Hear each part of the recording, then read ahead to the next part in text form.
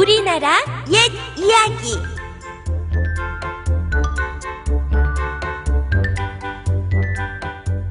우렁이 색시.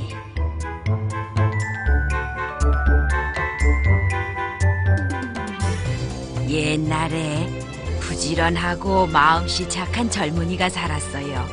이 젊은이는 혼자 농사를 지으며 외롭게 살았답니다. 이 논을 갈아 농사를 지어선 누구랑 같이 먹고 살 거나. 어느 날 젊은이가 혼잣말로 신세 한탄을 하는데 어디선가 예쁜 여자 목소리가 들려왔어요. 나랑 같이 먹고 살지요. 깜짝 놀란 젊은이는 사방을 휘 둘러보았습니다. 그러나 주위엔 아무도 없었어요. 젊은이는 방금 한 말을 되풀이해 보았습니다. 이 논을 갈아 농사를 지어선 누구랑 같이 먹고 살 거나. 나랑 같이 먹고 살지요. 또다시 예쁜 여자의 목소리가 들려왔어요.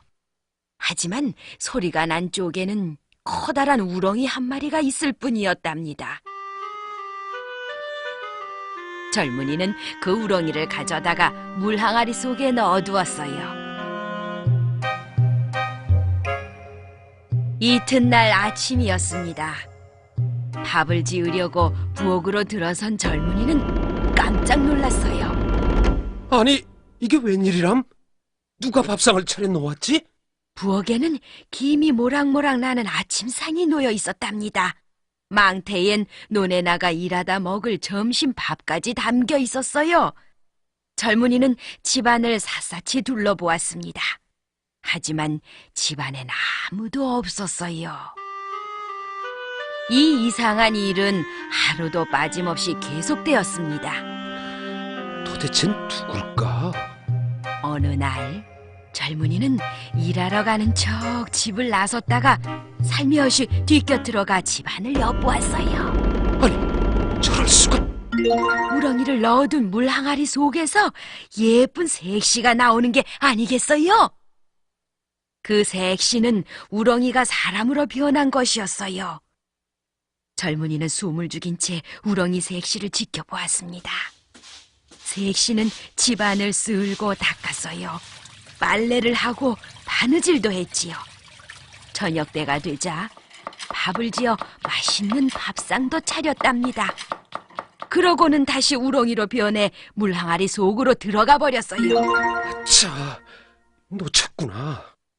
그제서야 젊은이는 정신이 번쩍 들었습니다. 다음 날도 젊은이는 나가는 척 하다가 다시 집 안으로 숨어들었어요. 이윽고 우렁이가 색시로 변했습니다. 됐다! 숨어있던 젊은이가 쏜살같이 뛰어나갔어요. 에고머니나. 색시가 깜짝 놀라 달아나려고 하자 젊은이는 색시의 손목을 꽉 잡았습니다.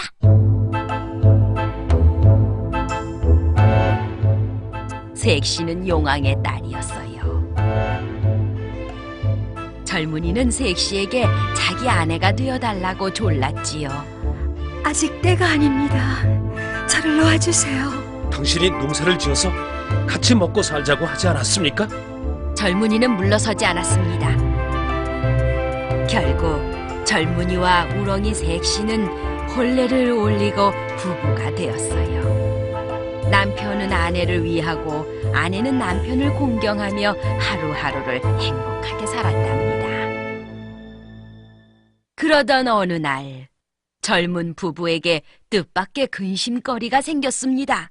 사냥 나온 임금님이 젊은이의 아내를 보고 홀딱 반한 것이었어요. 임금님은 다짜고짜 젊은이를 불러다 꿇어앉혔답니다. 나하고 내기를 하자. 이 산과 저 산의 나무 100이 내기다. 내가 이기면 나라의 반을 주마. 그러나 내가 이기면 내 아내를 데려가겠다. 젊은이는 기가 막혔어요. 하지만 무서운 임금님의 명령을 거역할 수는 없었답니다. 젊은이는 큰 걱정에 빠졌지요. 서방님, 걱정하지 마세요.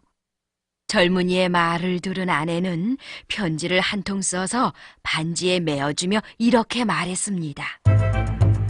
이걸 가지고 빨리 바다로 가서 던지세요. 그러면 내게에서 이길 수 있는 방법이 생길 거예요. 바닷가로 달려간 젊은이는 아내가 준 반지를 바다에 힘껏 던졌어요.